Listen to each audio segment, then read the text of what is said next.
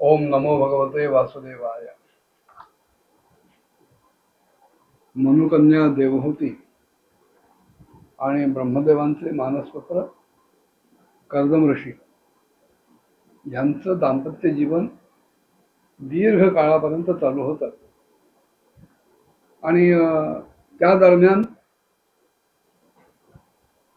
त्या दोघांना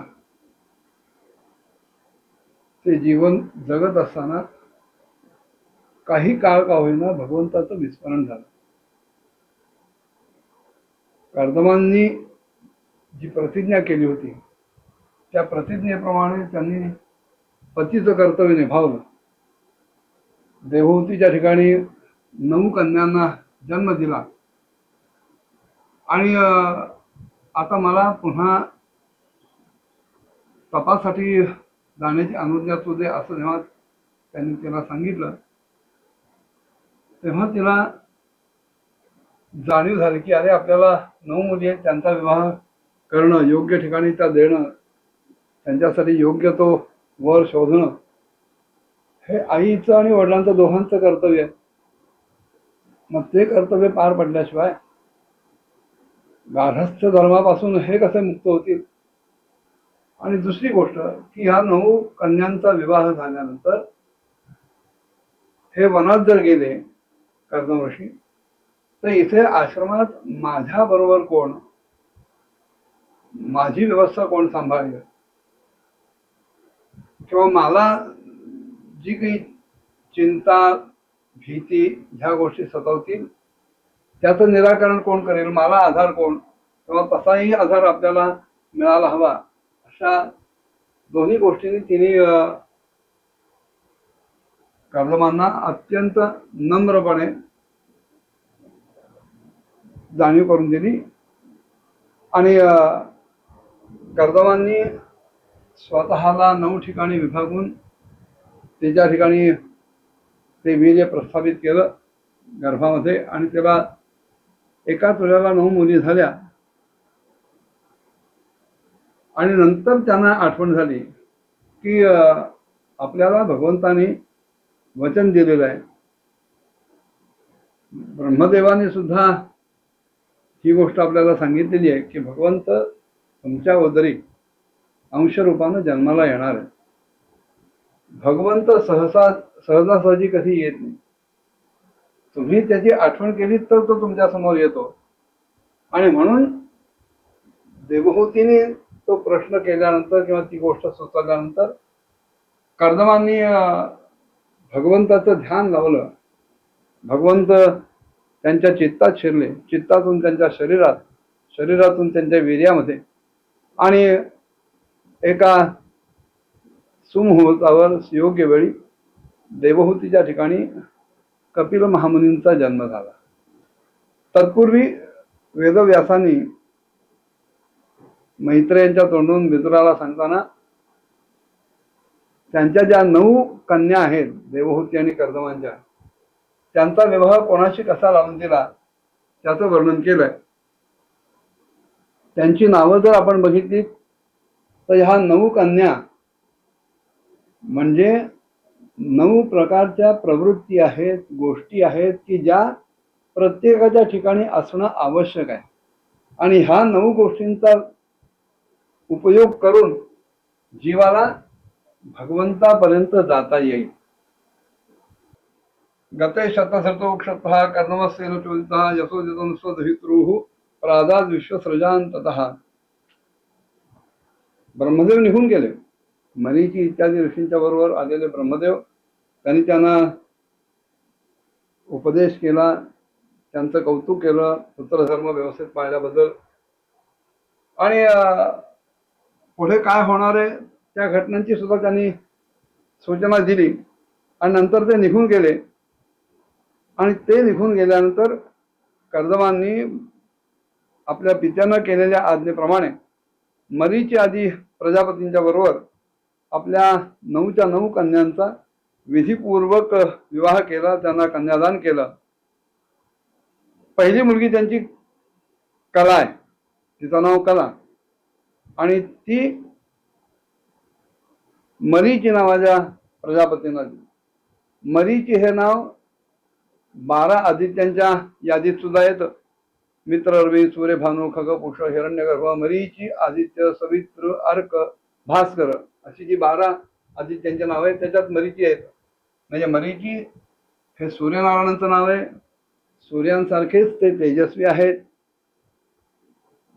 पुन्हा मरीचीर्थ म्हणून सध्या पुढे विष्णू सहस्रनामामध्ये सुद्धा मरीची हे नाव येतं. भगवंताचंच ते नाव आहे सहस्रनामातलं. भगवंताचेच गुणधर्म ह्या मरीची नावामध्ये समाविष्ट झालेले आहेत. आणि कला या शब्दाचा अर्थ आपल्याला माहिती आहे की कला म्हणजे शुद्ध मराठीत बोलायचं म्हणजे आर्ट. कुठलीही कला, 14 विद्या आणि 64 कला असं आपल्याकडे वर्णन आहे. अनेक प्रकारच्या कला आहेत. ह्या कला ज्याप्रमाणे माणसाचं लौकिक जीवन संपन्न करण्यासाठी आवश्यक आणि उपयुक्त आहेत, तसंच पारमार्थिक जीवनामध्ये सुद्धा या कला आवश्यक आणि उपयुक्त आहेत. तेव्हा नुसती कला असून चालत नाही. त्या कलेला कोणाचा ना कोणाचा तरी आधार लागतो. कोणीतरी त्या कलेचा प्रकाशक लागतो. आणि त्या दृष्टीने कर्दमांनी आपली कला नावाची कन्या मरीचींना दिली. दुसरी कन्या त्यांची अनसूया. लौकिक जीवनात आपल्याला अनुभव आहे की ज्याच्याकडे काही कला आहे त्या कलेबद्दल इतरांनाही असूया निर्माण होते, किंवा आपल्याकडे कला आहे तशी दुसऱ्याकडे सुद्धा कला आहे बघितल्यानंतर स्वतःच्याही चित्तामध्ये असूया निर्माण होते. तेव्हा चित्तात निर्माण होणारी असूया ही आपल्या ठिकाणच्याच कलेला घातक ठरते. ती कला असूयेने नष्ट होऊ नये म्हणून तिथे अनसूयत्व असायला पाहिजे. कर्दमांची जी दुसरी मुलगी आहे ती आहे अनसूया. असूया केव्हा निर्माण होईल? ज्या वेळेला समोर दुसरा कोणीतरी आहे तेव्हा असूया निर्माण होईल. दुसरं कोणीच समोर नसेल तर असूया कोणाबद्दल येणार? आणि असूयेतूनच पुढे द्वेष, ईर्षा, वैर ह्या गोष्टी जन्माला येतात. तेव्हा कला जर अबाधित राखायची असेल, क्षणोक्षणी वाढती ठेवायची असेल तर आपल्या ठिकाणी असूयाच असता कामा नये. म्हणजेच आपण अनसूया असलं पाहिजे. म्हणजेच मी माझ्या व्यतिरिक्त समोर दुसरं कोणीही नाही अशा भावनेने जगलं पाहिजे. आणि ती अनसूया कर्दमांनी अत्री ऋषींना दिली. न त्रिही इति अत्रिही. ज्यांच्या ठिकाणी सत्व, रज, तम ह्या कुठल्याच गुणाचा आविर्भाव नाही, अस्तित्व नाही, जे त्रिगुणातीत आहेत ते अत्री. तेव्हा अनसूया आणि अत्री ह्यांचा जेव्हा संगम होतो, यांचं जेव्हा साहचर्य वाढतं, तेव्हा त्यांच्या ठिकाणी दत्तात्रय भगवान जन्माला येतात, जो महाविष्णूंचा अंशावतार आहे. तेव्हा नुसती कला असून चालत नाही, त्याच्याबरोबर अनसूयाही असायला लागते. आणि तिसरी मुलगी जी आहे त्यांची ती श्रद्धा आहे. कलाही असायला हवी, अनसूयत्व ही असायला पाहिजे, आणि त्या दोघींच्या बरोबर चित्तामध्ये श्रद्धाही असायला पाहिजे. कला आहे पण श्रद्धा नाही. कोणाही बद्दल असूया नाहीये पण श्रद्धाही नाही, तरी या दोन्ही गोष्टी निरर्थक ठरू शकतात. तेव्हा कलाही असायला पाहिजे, अनसूयाही असली पाहिजे, आणि त्या दोघींच्या जोडीला श्रद्धाही असायला पाहिजे. आणि ती श्रद्धा सदैव आत धगधगती असायला पाहिजे. त्याच्यासाठी अंगिरा ऋषींची योजना आहे. ह्या तीन जर एकत्र असतील, कला, अनसूया आणि श्रद्धा, तर माणसाला सर्व प्रकारचं वैभव प्राप्त होऊ शकतं. पण हे वैभव जर आपण आपल्या जवळच ठेवलं तर तेही पुन्हा धोकादायक आहे. त्याच्यातून अहंकार निर्माण होतो. म्हणून चौथी जी कन्या हवीरभू ती त्यांनी पुलस्त्य ऋषींना दिली. पुढे गती नावाची जी कन्या होती ती त्यांनी पुलहांना दिली. क्रतू नावाच्या प्रजापतींबरोबर आपली साध्वी कन्या, परमसाध्वी कन्या क्रिया हिचा विवाह लावून दिला. भृगूंच्या बरोबर ख्यातीचा विवाह लावून दिला आणि वसिष्ठांबरोबर अरुंधतीचं समर्पण केलं, अरुंधतीचं कन्यादान केलं. अरुंधती शब्दाची सुद्धा अशीच गोष्ट आहे की जिला कुठल्याही प्रकारचा अडथळा नाही, कोणीही त्याला अडवू शकत नाही. माणसानं एक ध्येय समोर ठेवलं की समोर कितीही अडचणी जरी आल्या, अडथळे जरी आले तरी त्यांना अडून न राहता त्या अडथळ्यांना, अडचणींना पार करून पुढे जायला पाहिजे. हा भाव अरुंधती शब्दातून व्यक्त होतो आणि ती अरुंधती वसिष्ठांना दिली. पुढे अथर्व ऋषींना शांती नावाची कन्या दिली.